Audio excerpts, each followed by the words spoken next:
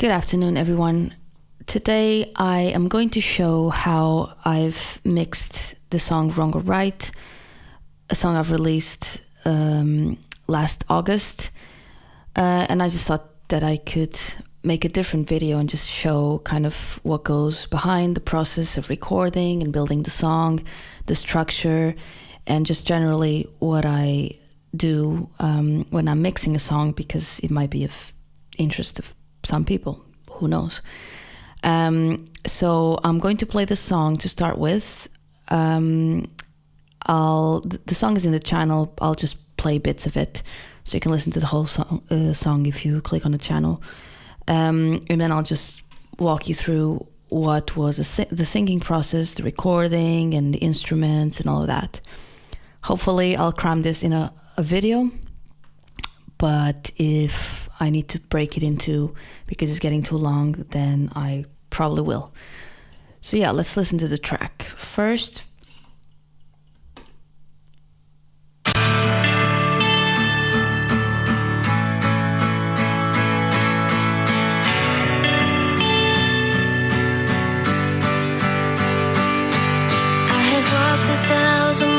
to get to you. There's a million other things that I would do.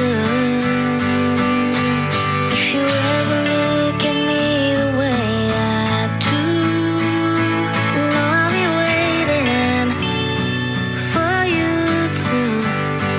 I don't know, how do we go? How do we go to being just friends? And you don't know, 'cause I never show, but deep down I want you to know, to know. Have I ever been a stranger at your eyes? Did you ever think of me, boy? I'm thinking day and night,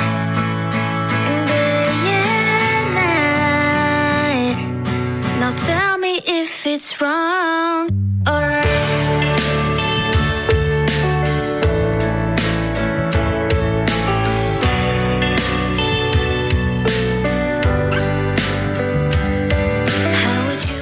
okay, so I've just played kind of the beginning, and let's just walk through the initial kind of elements. So the beginning was quite simple in that it was just vocal and a little guitar pattern and strummed guitar. So the pattern was the first thing that I kind of thought about when I did the song. That's what kept playing in my mind. And I played it in the guitar. No matter how many times I played it, the virtual instrument kept sounding better. So I think that at the end I just kind of had to do a little blend of both, and this is what I came up with.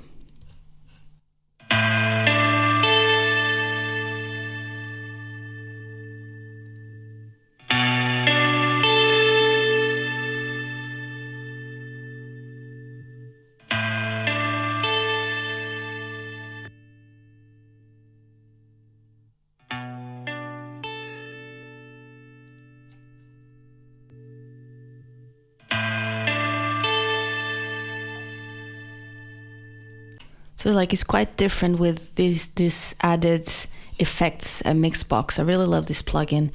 Like doesn't matter what instrument it is you're changing, this is really good. And an emulation of a little amp, then a bit of EQ, an 1176, a bit of panning, very not at 100%, at 62%.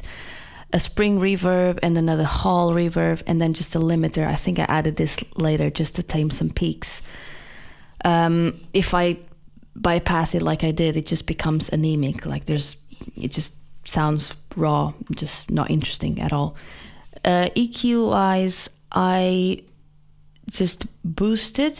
Oh no, I cut to 100 hertz to leave some room for the bass. I'm pretty sure that's why I did that. And this is the pattern itself, and then the whole of the electric guitars then go through this kind of saturation. I didn't do anything with this plugin, but I just crammed the input all the way up and then brought the output all the way down. So this was just to give the saturation of the plugin, and that's in the whole guitar group.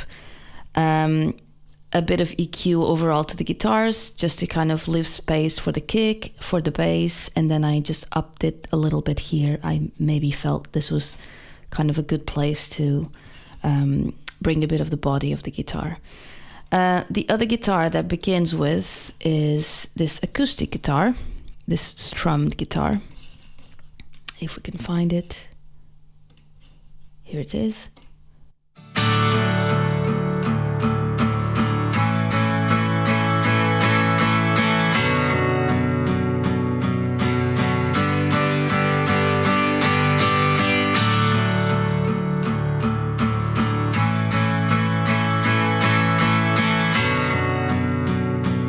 As you guys can see, this was just a bit of EQ. This was the body of the guitar.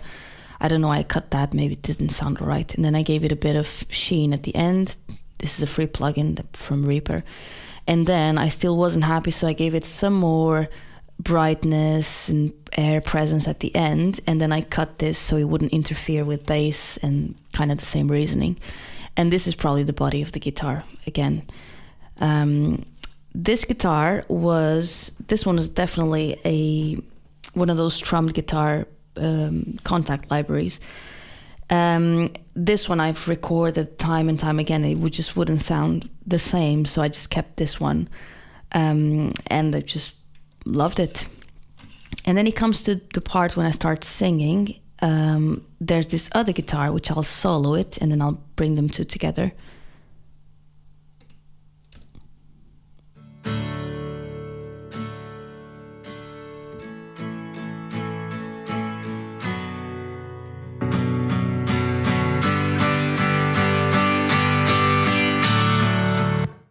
So this one just adds a little something to the left, and I panned it there because to create a bit of separation, almost like an illusion, like there's two guitar players.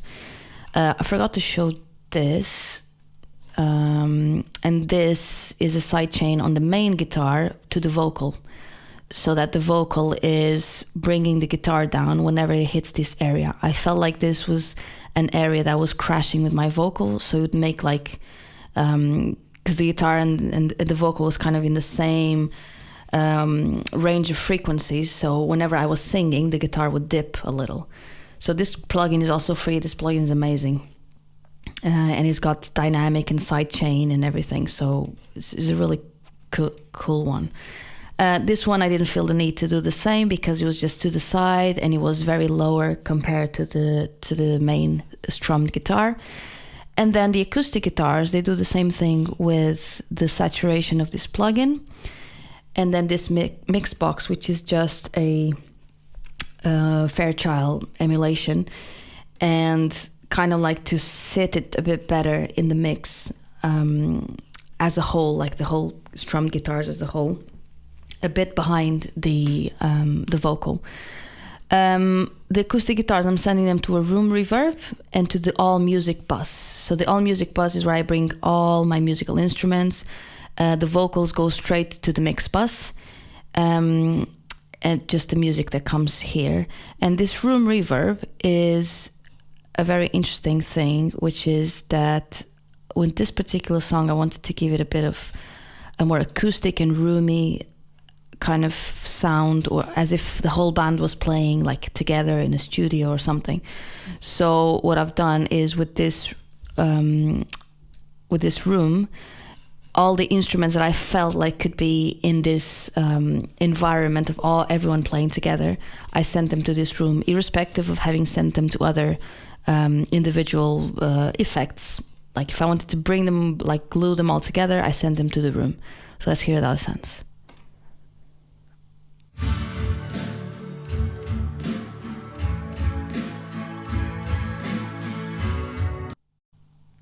That is pretty cool. I think I didn't send the bass, it would just make it all weird and muddy. But I sent the kick, the snare, a bit of the cymbals, a bit of the guitars. Like it just makes it all sound very cohesive when we do it like that. And the other thing, obviously, we can get going straight away to the vocal. Is I can show you what I've done. Is not anything of a big deal. The vocals, they kind of, I separate them through verses and through choruses. And then they go to vocal bus. And that is just if I felt like the verses were in a very different key or needed a lot of different processing, I would have sent them to another bus before the vocal bus to control those dynamics and to kind of have the performance a bit more even compared to the chorus. But this didn't need that, so they all go to the vocal bus all together. What they do need is always, I try to do leveling of the individual channels and the performance of the vocal before I send them to the bus and to the compressors and all of that, because that's just the way it sounds better. No matter what we do, how many compressors we put or shortcuts that we do, that's just how the vocal sounds much better.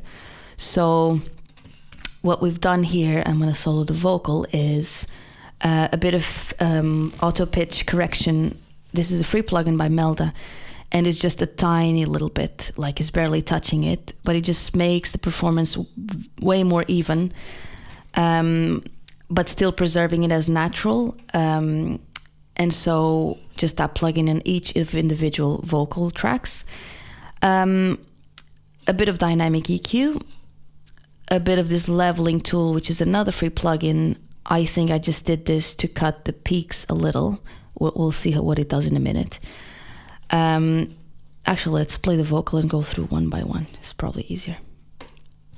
There's a million other things that I would do if you ever look at me the way I do. You know I'll be waiting for you to. I don't know, how do we go? How do we go to being more than just friends? And you don't know, 'cause I never show. But deep down I want you to know. Want you to know. Have I ever been a stranger at your eyes? And did you ever think of me, boy? I'm thinking day and night. And day, yeah. It just sounds like a different, like weird, without anything in it. So basically, these were probably the bits that I found a bit annoying, so I just cut them a little. I always cut the lowest of the lows so it wouldn't interfere with any of the instruments. And obviously there's content down here that's because of the room that is not treated and everything. So just to make sure it doesn't interfere with bass, kick, and just makes the track muddy. This leveling tool, like I thought, it was just compressing around here. Occasionally it would go around here and then come right back. I gave it a very fast attack, and when I do a very fast attack, I know it's just to catch the peaks that are still uncontrolled. So I know that I'm probably just gonna have the needle come a little and then straight back. I'm not sure why I left it at a medium release. Maybe I matched it with the tempo of the song to make it sound a bit more natural. But if I left it a quicker attack, it would have just sounded like the vocal was more in our faces, like much more to the front. So maybe I left the release kind of at the back a bit slower to gel the vocal with the track. Just gave it a bit of a boost at around 500. Not sure why, but because it sounded good. And then here it was just controlling a tiny bit of gain reduction in these two bands. Probably because I felt that the vocal was sometimes going a bit higher in pitch, and then just coming lower a bit in pitch, and then it was just kind of making the performance a bit uneven. So I think that's why I've done that. This, I bypassed it, and it just sounded completely like all the life got sucked out of it. A lot of it because of the saturation. Like saturation use saturation in like every instrument. Is one of those things that if it's properly EQ'd before the saturation, it's just going to bring the correct harmonics up front, and like it's going to make that particular instrument stand out from the rest. This was bypassed, so I guess I didn't use it. I'm not sure why. There's nothing on it. Usually I would have probably used this to boost a bit of the very high end, just to give it a bit of sheen to the vocal, without making it sound too harsh or brittle. But I didn't do that. I probably didn't need.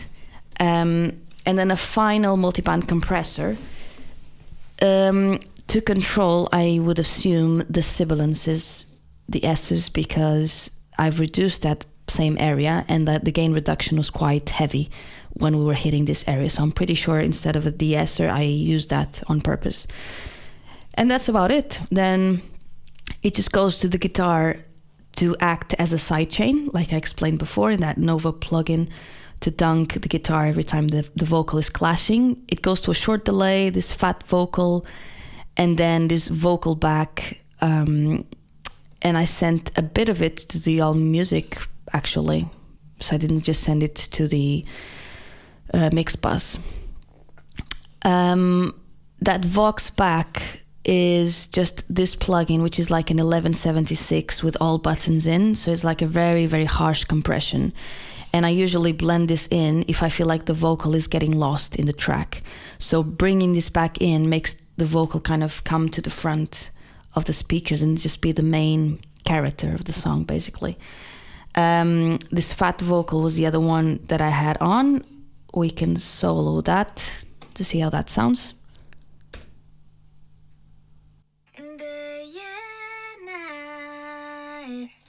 Now tell me if it's wrong. That just makes it sound really, really wide. And it's unnoticeable, but if you mute it, then it's like the vocal is lacking something very important. And then this short delay.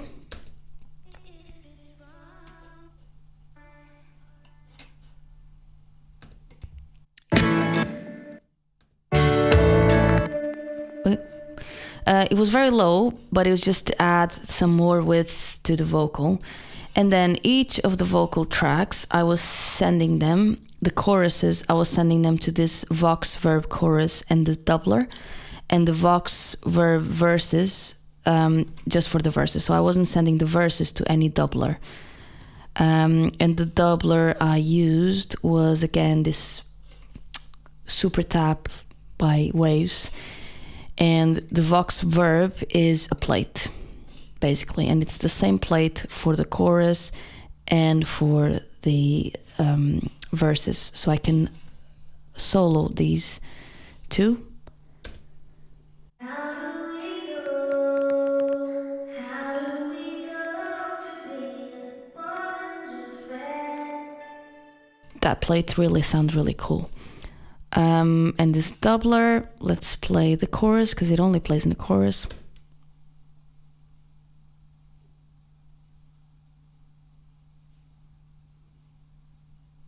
Or I guess it doesn't. That was supposed to play. I am not sure what's happening there. Anyway, doesn't matter. And then when we move to after the first chorus, that's when the drums hit. So when the drums hit, they're pretty simple: kick, snare, hi-hat, a couple of cymbals, a few toms. That's not fancy at all. But I'll just play the kick and the snare soloed, and I'll just bypass the plugins, and then I'll just show what I've done. So this is without plugins first.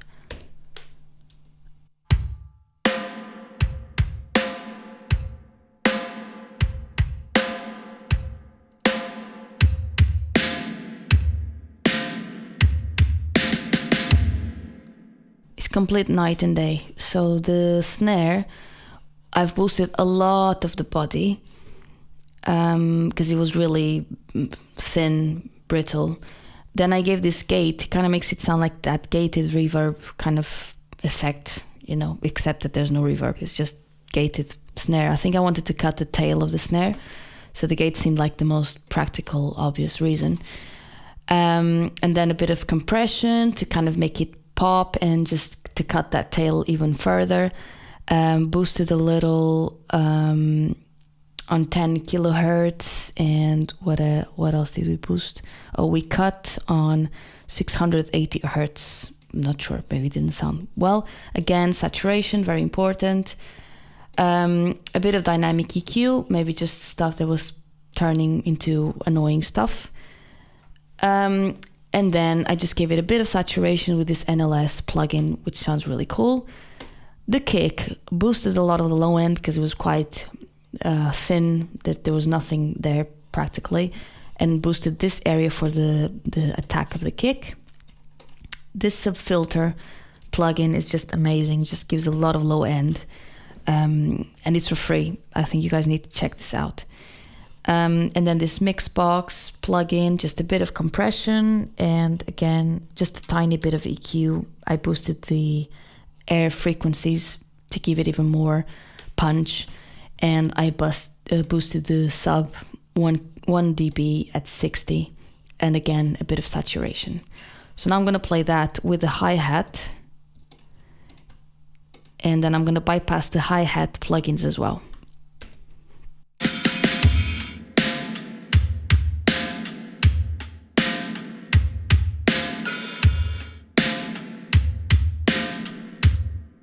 The hi-hats, they just become much more present with just a tiny free compressor, and then cutting all of that mud and just boosting the air frequencies.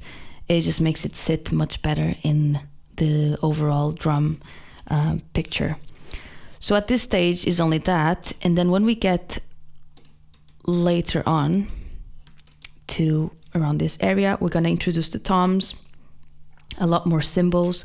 We're going to introduce different guitars, piano, violins, and everything. So I'm going to play it from here now, and then I'll break down every instrument.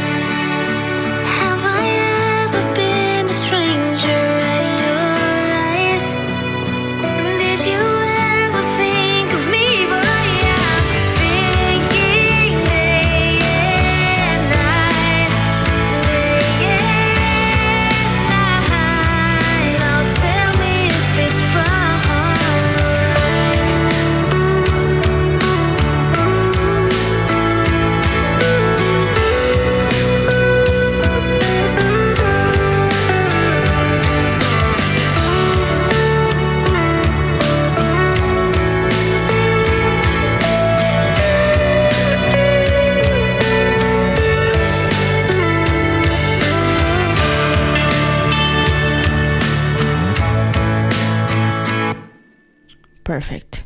So I think if we continue with the drums for now, the toms, only thing we've done to the toms was panning really, and a bit of dynamic EQ around that area.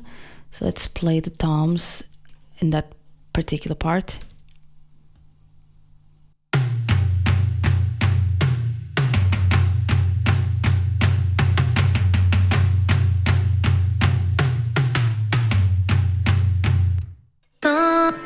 Okay, that's about it.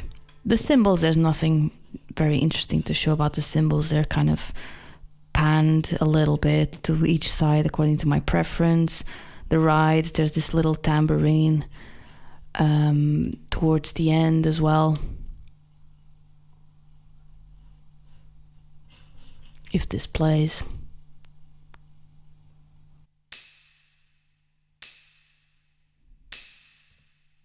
Okay, so that was playing at the same time as the snare, just to give it a bit of shine, because the snare was kind of a bit more of a heavy body snare. And then the bass was recorded live, And the bass, there's not much that we've done to the bass. The bass sounded really cool. It's just a bit of an amp and some stuff. The amp we gave it was this bass dude, then an opto compressor, and then just some adjustments at the end. I guess this was getting in the way of the kick, and this is where I wanted the bass to kind of be a bit heavier. So I just made that separation there. So let's play it with the plugin, without the plugins first.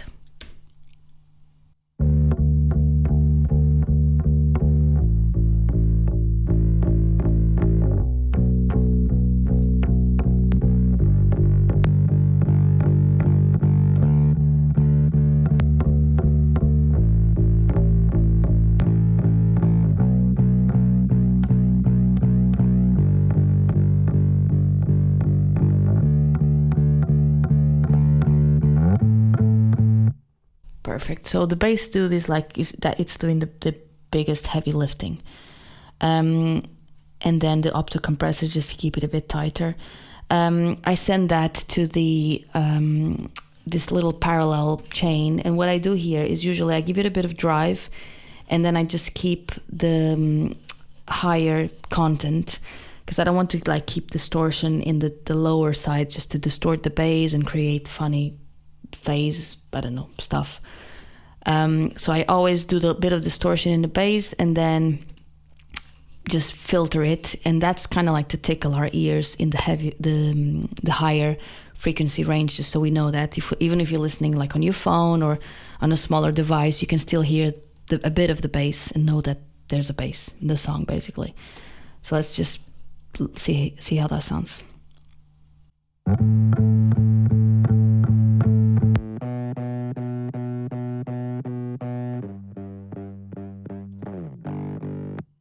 Yeah, so that's just literally very brittle and very thin on its own, but just adds that little something to the bass. The guitars start changing a little here. So we get to the chorus, and there's these one-string guitars that really make a bit of a difference.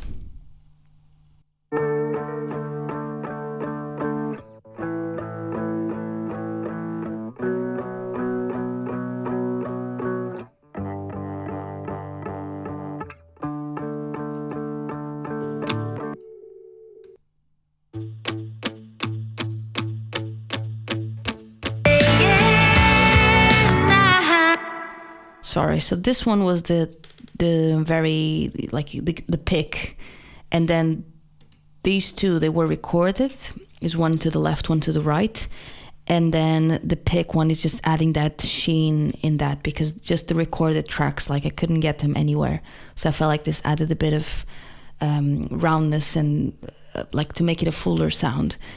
And there's nothing special about these, literally there's just a bit of leveling again with that free compressor, and there's a bit of EQ just to find their voice and place them in a track properly. There's a few guitars, like a few funny moments. There's like these slides, for example.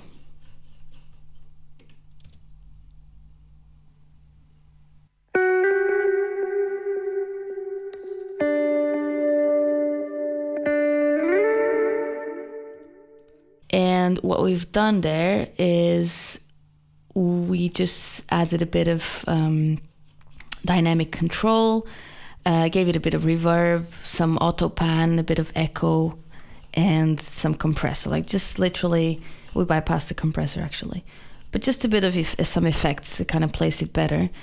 And then there's this one here as well.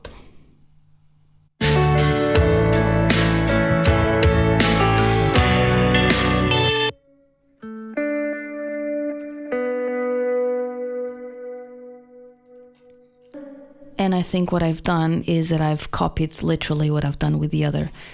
And these are just moments in that little post-chorus moment to kind of, to just give it a bit of a nice moment. And then there's the pianos. They're playing kind of opposite almost to this to this moment here with the guitars.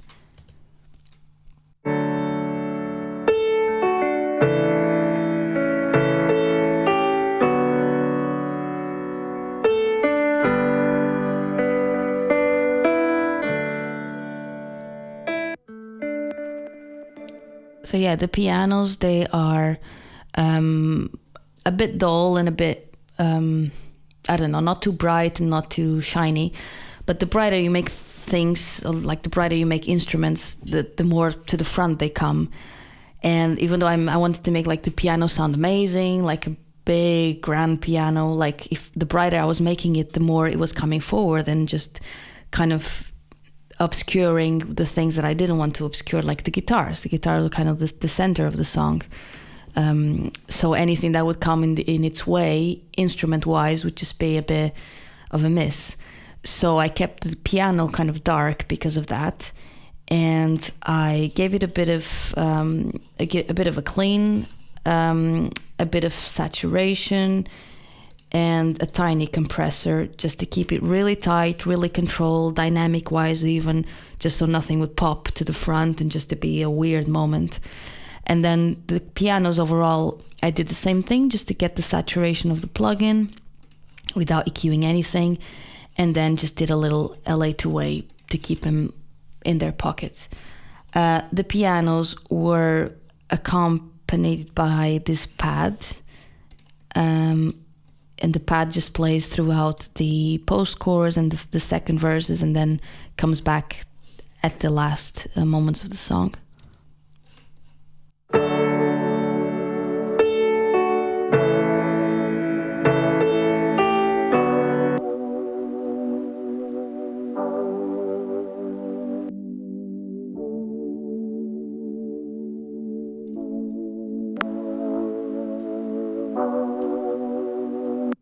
Like this pad was really, really dark, but again, the piano was dark enough.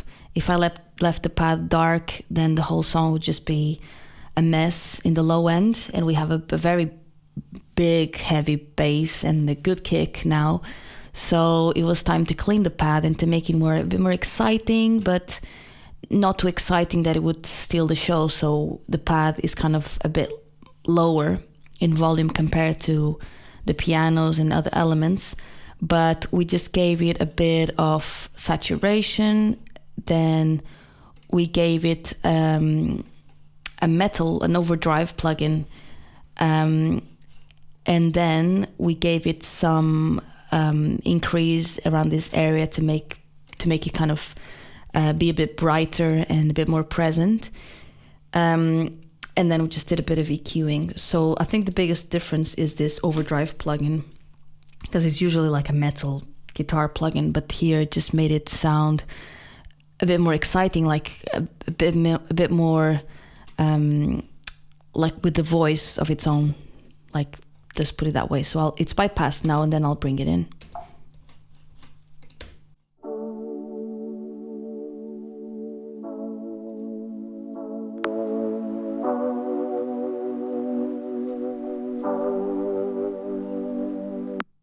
And yeah, there's a bit of a bump in volume, but like there's like a huge clear difference nonetheless. So we've been through the guitars, the pianos, and then there's this part where the toms come in. There's a bit of orchestra as well. Like there's some violins that just made it sound like very spacious, very exciting, and like a proper bridge, you know, like to kind of build up to the final chorus. So I'm gonna play them and then I'll explain what I've done here as well. Alright, should I? Okay. Not that, definitely not that. This is it.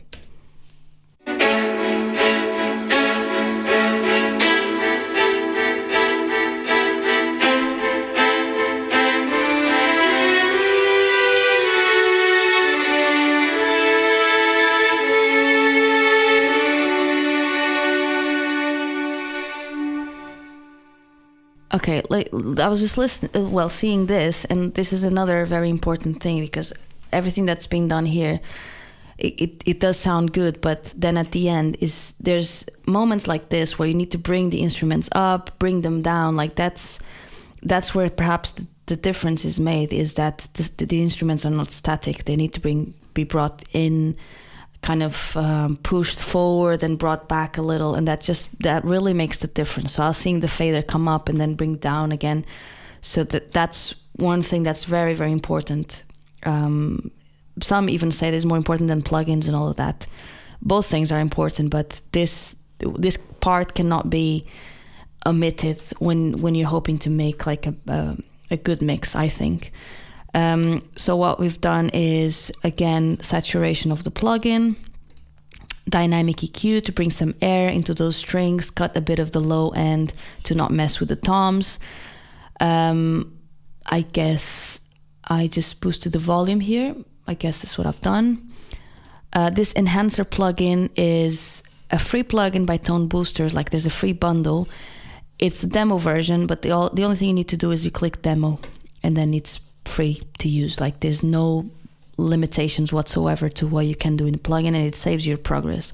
So this is kind of like a free version of Saturn by FabFilter. Like, it's a multi-band saturation plugin.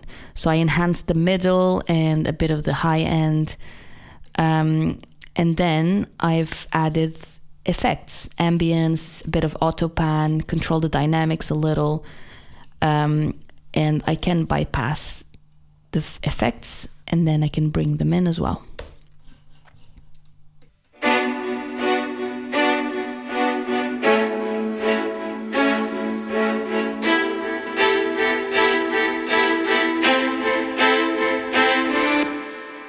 It just like comes to the place where it belongs, basically. It was very, very dark. Then I sent it to an Orchestra reverb, which is just a plate with a much bigger decay time than the plate I used in the vocals, so that the longer the decay, obviously the further back the instruments are, so it wouldn't come or compete with the vocal. It was further back compared to the vocal. And then I sent it to that room reverb that I spoke about earlier, and then to the music bus, basically. The only thing we haven't looked at, basically, is the background vocals, which is not many of them. I usually go a bit overboard with background vocals and harmonies and stuff. So I've just done a couple of doubles here, and then just a very occasional accent. Like, I didn't really do lots of harmonies, like pitched up and down and octaves and funny stuff. Like, it just didn't need to, because I felt like it would steal the place of the main vocal, which was, I hoped, the star on its own, and didn't need that kind of, this was more like a pop track. I didn't need that R&B vibe that I usually put in songs. So I'll just play those, and then I'll just show what I've done and where I placed them in the song as well. You know,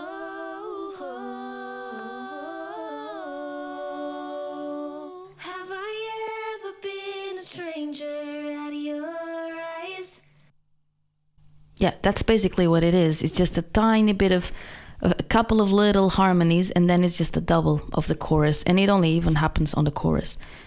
And these ones, I didn't chop them because I've recorded them in Luna. I guess I just dragged them here and then, just left it as it is. It was clean here. And I think I just copied the exact same things I did for the main vocal. Same compressor, same EQ, same of everything, basically. And I did not add any effects.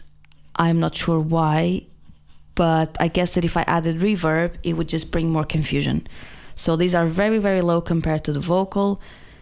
And they are just like there literally to support like those few sentences or impact words or whatever, just to give it a bit more strength in the overall vocal performance. It wasn't the goal to make them pop or anything.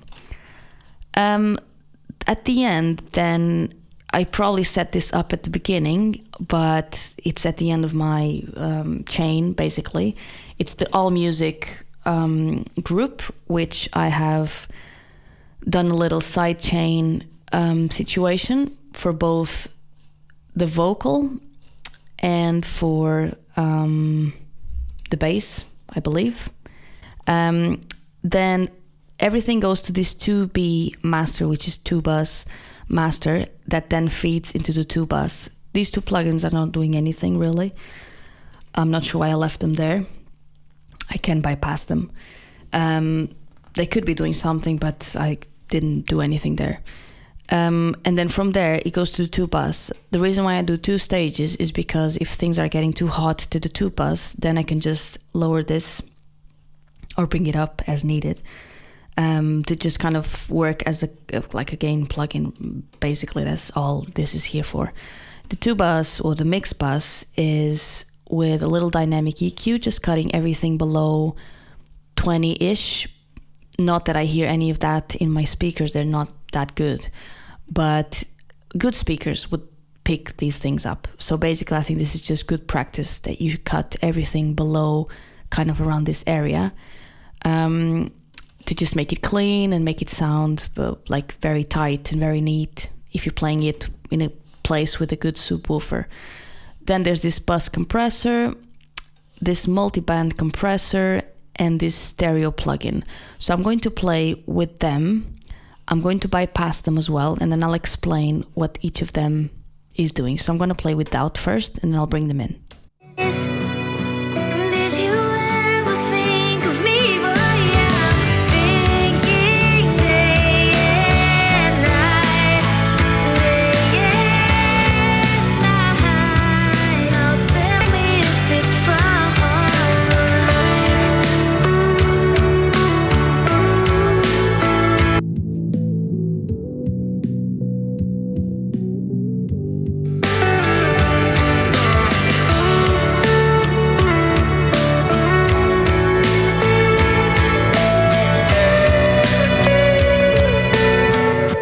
Okay, so basically what this is doing is the bus compressor is compressing just a tiny little bit and with a relatively fast attack and fast release as well.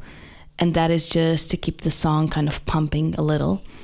And then when I bypassed all the plugins, we could hear that the bass was still quite, not too loud, but a bit out of control. Still like a bit, like there's moments where the bass was coming up a little and then down, like it was still sounding a bit muddy and not too tight. So then this cut here in this particular area, it's for those frequencies of the bass, and you could tell that it was compressing quite a bit, but just getting it very tight and locked in. And then this stereo plugin, which is really, really cool. It's a free plugin again. It's very similar to a Waves plugin. I can't remember the name, but it does the same thing. It just widens things up a little. So I've widened it by 106%. So it's just a tiny little bit. But what you can do, which is really cool, is that you have this safe bass option. So you decide that until 171 kilohertz, I don't want the content below this to be stereo. So basically, the bass is safe until this frequency, and then from this frequency onwards, that's where 106% of width is then applied. So it's a very cool trick for you to widen your mixes, but not mess with the bass, because, you know, like sometimes you just shouldn't mess with the bass.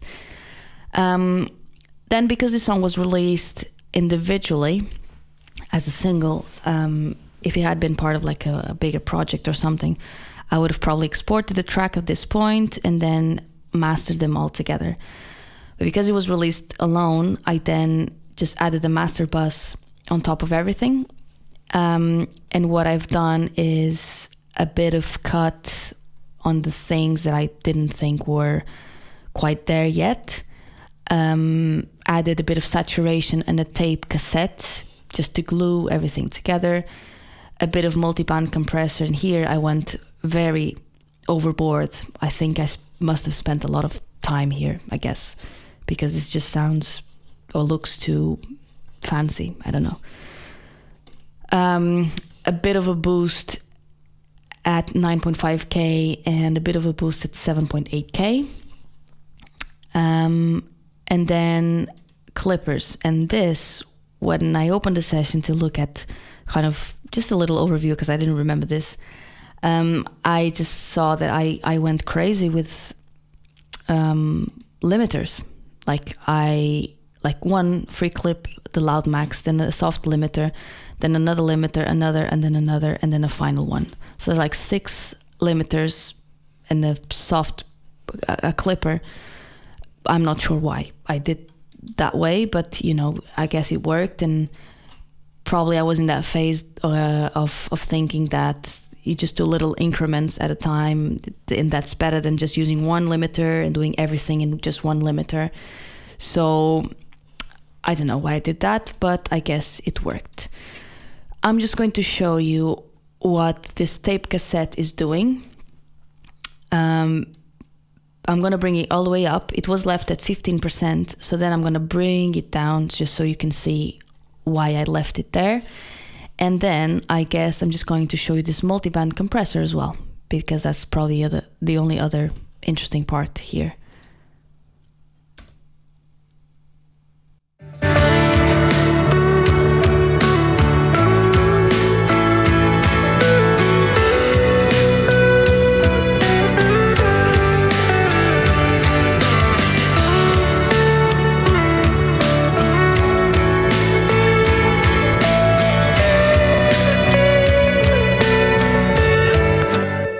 This cassette makes the whole, like, a lot of difference.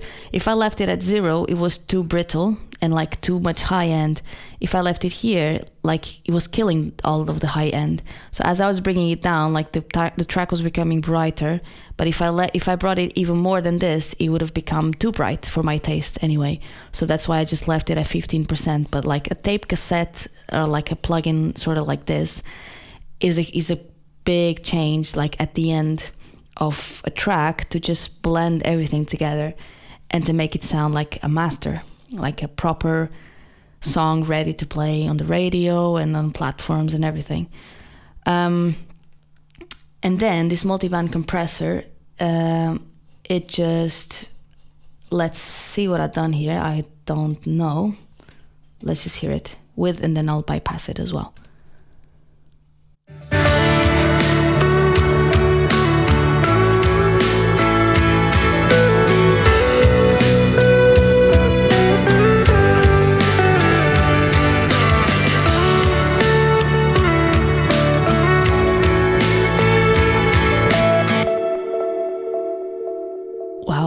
Guitar effect.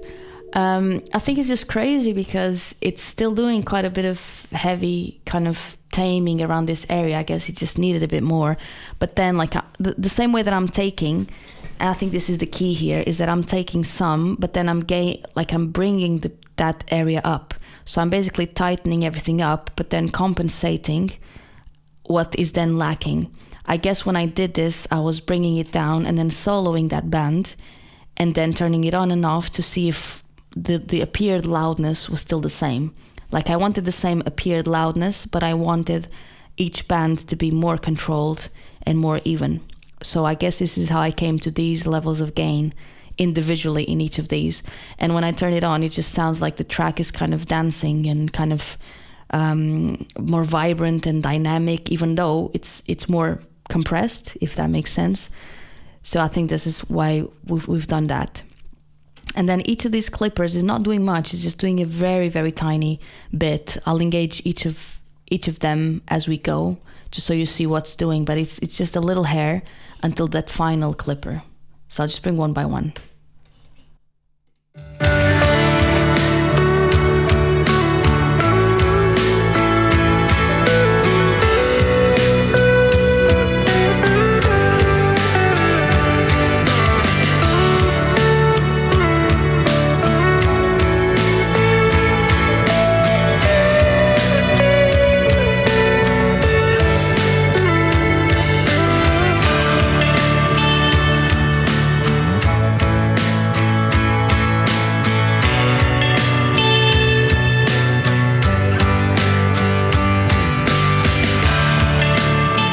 Okay, I'm not even sure what these last two were doing. They're probably working when there was a higher peak in the song, but at this final part, they weren't doing anything.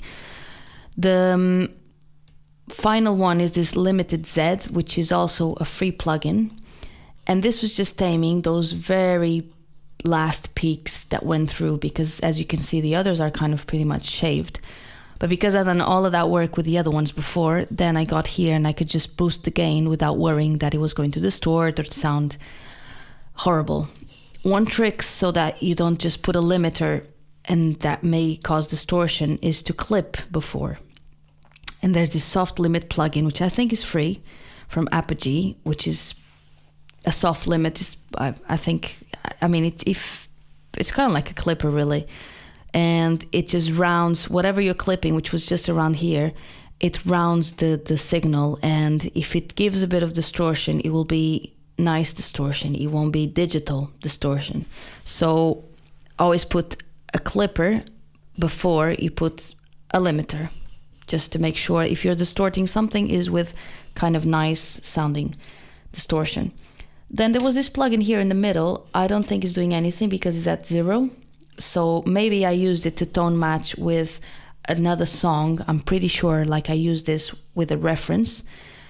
And that gave me that kind of curve. And then I was just kind of matching my song to see how far I was, just for a general master perspective. But obviously some people use this to match some songs. I don't like to do that. I like to see kind of where I am, and then I try to find the sound that I want. Like I use this plugin merely for a reference, not to kind of do any heavy lifting or anything. And then the final, which is equally important, is whilst I'm mixing, I'm always checking in and out with these plugins, which are just in my monitoring track, just to see kind of the overall balance. I'm looking at an even balance.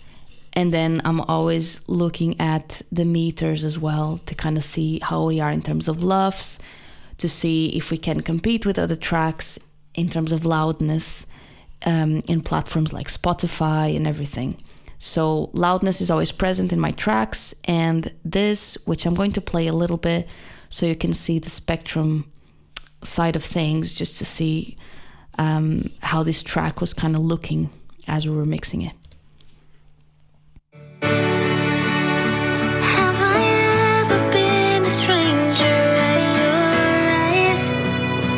Did you ever think of me? But I'm thinking day and night, day and night. Now tell me if it's wrong. It was kind of even, and this is already with a slope of 3, so this is quite useful. That kind of when there's a slope of 3, which is the ideal to see an even kind of line, and that just compensates for the natural fact that bass is usually louder because our ears pick up bass with more difficulty than we pick up higher frequencies. If we took the slope back to 0, the track would kind of look more like this, which would be bass heavier, which it normally is. The track overall was a bit higher on the high end, and that was just a preference at the end. We felt like it needed a bit more life, so we just left it at there. But yeah, other than that, it was quite even, quite just bass, kick, and all of the other instruments, vocal and everything. So there's nothing standing out that's just making the track a bit of a mess or anything. That's it. A very lengthy video. I suspected that, but here it is. And I hope this was useful to someone, and I can continue, and I'm sure I will make some more videos of this in the future. I find it quite helpful when I see other people showing how they create their process as well. So I hope that this is helpful to someone. And again, if you want to listen to the full track, the link will be in the description, and just to give me some support in my channel as well, which I would very much appreciate. Thank you very much. Have a good day, and I'll see you on the next one.